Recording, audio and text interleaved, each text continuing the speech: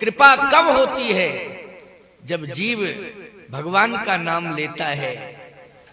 कथा कहने वाला कथावाचक जब भगवान का नाम लेता है तो राम नाम के प्रभाव से प्रभु राम उसके ऊपर कृपा कर देते हैं। वो अनंत भावों को फिर वो प्रस्तुत करता है, अनंत भावों की प्रस्तुति देता है। ये है राम नाम का प्रभाव। इसलिए मैं एक ही बात कहता हूं कि राम का नाम तुम लो न लो ये हम नहीं कहेंगे, लेकिन हमारी गरज है, हम तो लेंगे, है ना। अब तुम हमारा सहयोग कर दो तो बहुत अच्छी बात है ना।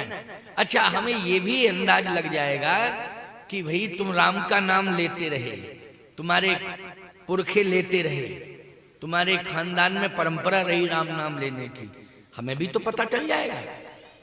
अच्छा, और जिनके खानदान में राम नाम लेने की परंपरा ना हो, वो खानदान की परंपरा बिगाड़े ना अपनी, क्यों भाई, वो जीवित रखें जो उनकी परंपरा हो। लेकिन नहीं, सबके घरों में भगवान का नाम लेने की परंपरा रही है, इसलिए सभी हमारे साथ भगवान का नाम लेंगे। बड़ा ही दिव्य समय है ये। ठाकुर जी के श्री चरण शरण में बैठकर कथा हो रही है, क्यों भाई, हो रही है ना। उनकी चरण शरण में बैठकर हम सब कथा सुन रहे हैं, हम कह रहे हैं, तुम सब सुन रहे हो। यात्रा तो 700-800 किलोमीटर की हो गई। कहाँ, उधर कबीर धाम है छत्तीसगढ़ में, रायपुर के पास में, वहां से आया हूं।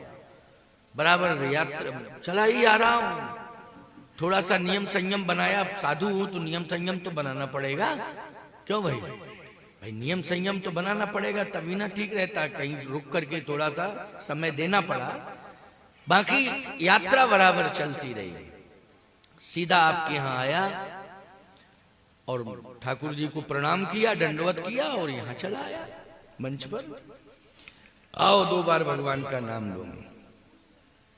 श्री राम जय राम जय जय राम, श्री राम जय, श्री राम जय राम जय जय राम, श्री राम,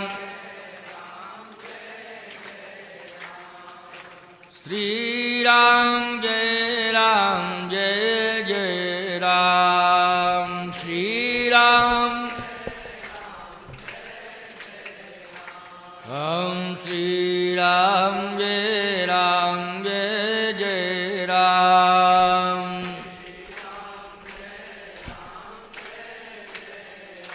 हम कौशल्या के प्यारे राम, कौशल्या, हम दशरथ राज दुलारे राम, दशरथ,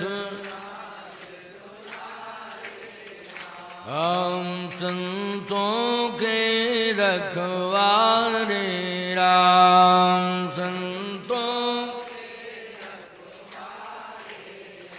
हम श्री राम जय राम जय जय राम, श्री राम जय,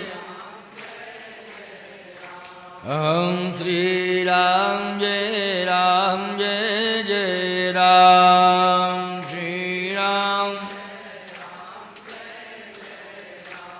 बोलिए अयोध्यानाथ भगवान की।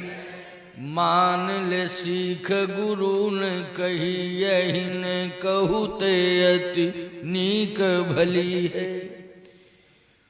मान ले सीख गुरु न कही, यही न कहू ते अति नीक भली है। पावन पुण्य पवित्र महा यह, 4 पदार्थ प्रेम लही है। उत्तम चंद्र कहाँ लो कहें, यह न कहू ते अति नीक भली है। कोई राम के नाम को जाप करे, तो पाप के बाप को दूर दई है। कोई राम के नाम को जाप करे, तो पाप के बाप को दूर दई है। बोलिए श्री सीताराम नाम भगवान की। श्री राम जी की कथा का आज प्रथम दिवस है।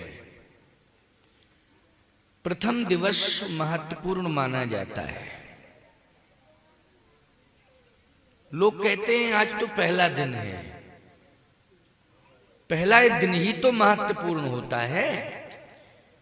कैलाश पर्वत पर जब भगवती मां पार्वती जी ने भगवान भूत भावन के श्री चरणार बिंदु में बैठकर विनम्रता पूर्वक उनसे प्रार्थना की कि यद्यपि जोशिता नहीं अधिकारी और दासी मनक्रम वचन तुम्हारी, गूढ़ तत्व न साधु दुरावें आरति अधिकारी जय पावें। आपके हृदय में राम कथा के गूढ़ तत्व विद्यमान हैं।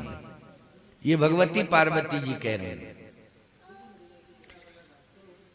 हाँ, बैठा लो, बच्चों को व्यवस्थित करो।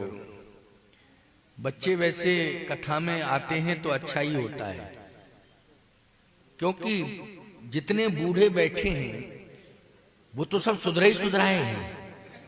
क्यों भाई?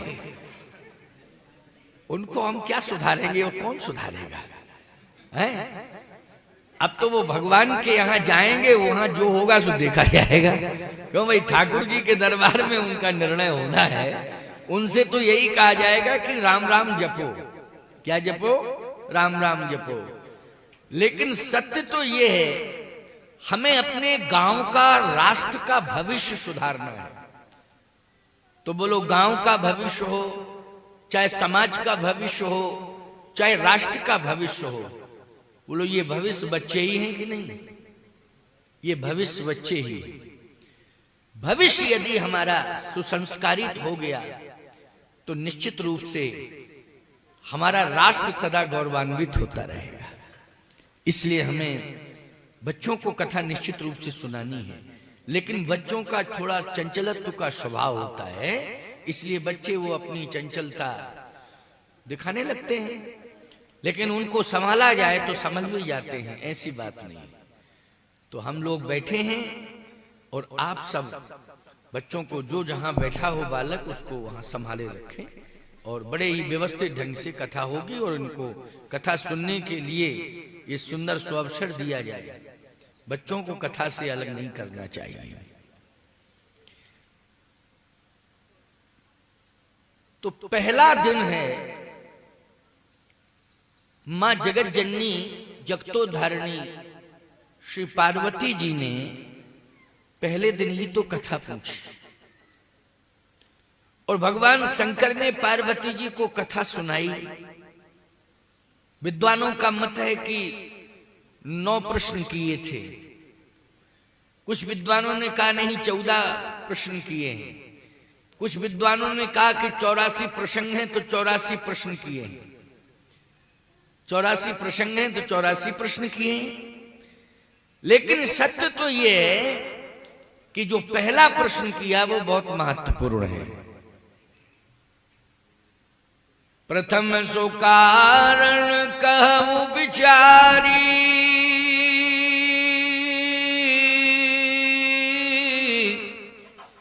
निर्गुण ब्रह्म सगुण बपुधारी।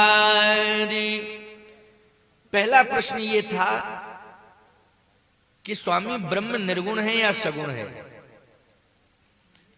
तो भगवान शंकर ने कहा, पार्वती पहले ये बताओ, तुम निर्गुण ब्रह्म को मानती हो कि सगुण ब्रह्म को? पार्वती जी ने कहा कि आप जिस ब्रह्म को मानते मैं उसी ब्रह्म को मानती हूं, आप ही बताओ आप किस ब्रह्म को मानते हो? भगवान शंकर ने कहा, निर्गुण ब्रह्म ही सगुण बनता है। निर्गुण ब्रह्म सगुण बनता है। निर्गुण ब्रह्म को सगुण बनाया है भक्तों ने। बोलो, भक्तों ने बनाया सगुण की नहीं? व्यापक ब्रह्म निरंजन, निर्गुण विगत विनोद, ओ सो अज प्रेम भगत वस कौशल्या की गोद। कौशल्या जी की प्रेम भक्ति ने निर्गुण ब्रह्म को सगुण बना दिया। लालना बना करके पालने में झुला दिया। क्यों भैया? पीत झंगुलिया तन पहराई, एक बार जननी अनवाए, कर श्रृंगार पलना पौड़ाए। कौशल्या माँ ने उस निर्गुण ब्रह्म को सगुण बना दिया और बालक बना करके, लाल बना करके पालने में झुला दिया। इसलिए प्रेम और भक्ति के कारण वो सगुण बन जाता है। समझ में एक ही बात आ रही है कि प्रेम सबसे ज्यादा महत्वपूर्ण है। अगर जीवन में हम प्रेम को महत्व देने लगे, उपासनात्मक प्रेम को महत्व देने लगे, तो परमात्मा आज भी हमें प्राप्त हो सकता है, भले घोर कलयुग आ गया हो, घोर कलिकाल आ गया हो, लेकिन आज भी परमात्मा हमें मिल सकता है। ये मैं चैलेंज कर रहा हूं। मीराबाई को घनश्याम का दर्शन, श्याम सुंदर का दर्शन, बोलो सतयुग में हुआ कि द्वापर में कि त्रेता में कि कलयुग में? बोलो कलयुग में हुआ। एक प्रमाण है कि नहीं? तुलसीदास जी महाराज को भगवान का दर्शन किस युग में हुआ? बोलो कलयुग में हुआ। चित्रकूट के घाट पे भई संतन की वीर, तुलसीदास चंदन घिसे तिलक देत रघुवीर। चित्रकूट में तुलसीदास जी महाराज को दर्शन हुआ। बोलो किस युग में हुआ? कलयुग में हुआ। हुआ कलयुग में कि नहीं?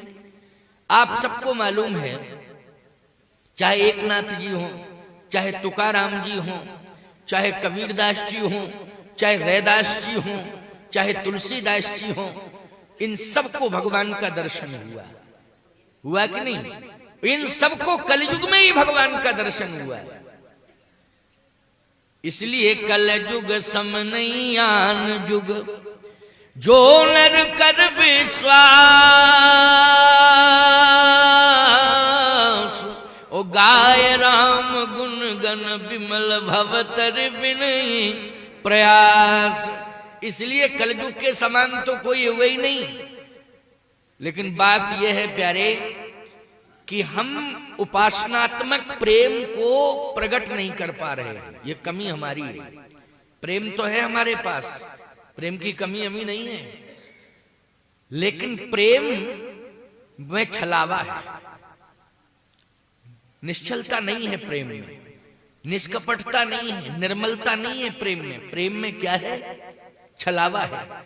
आज लोग जितना भी धोखा देते हैं, पहले प्रेम करते हैं तब बाद में धोखा देते हैं। क्यों? यही स्थिति है कि नहीं? धोखा देने वाले पहले डायरेक्ट धोखा देते हैं कि पहले प्रेम करते हैं? जल्दी बोलो। पहले प्रेम करते हैं, इसके बाद धोखा देते हैं। बोलो इस प्रेम में कपट है कि नहीं? इस प्रेम में गंदगी है। इस प्रेम में बहुत बड़ा छलावा है।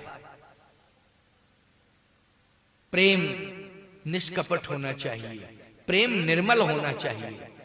अगर प्रेम निर्मल हो गया तो निश्चित रूप से भगवान दूर नहीं है। जितना भी कलिका मल है, बस प्रेम की निर्मलता से ही वो कलिका मल धुल सकता है, और कोई उपाय नहीं है। प्रेम की निर्मलता, लोग कहते हैं नहीं, बिमल डिटर्जेंट, एक साबुन चला है बिमल, एक पाउडर चला है बिमल। ये बिमल मानी क्या है? निर्मल ही तो होता है। बिमल मानी क्या होता है? बोलो भाई, निर्मल होता है कि नहीं होता है? इस घोर कलिकाल के मल को, कली के मल को धोने के लिए मैं कहता हूं, बिमल साबुन की जरूरत नहीं है,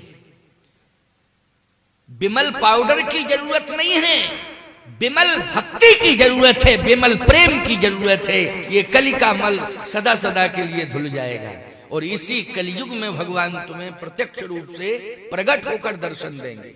विश्वास करना। इस घोर कलिकाल में जगन्नाथ भगवान ने कितनों को दर्शन दिया है? चैतन्य महाप्रभु को बोलो दर्शन हुआ कि नहीं हुआ?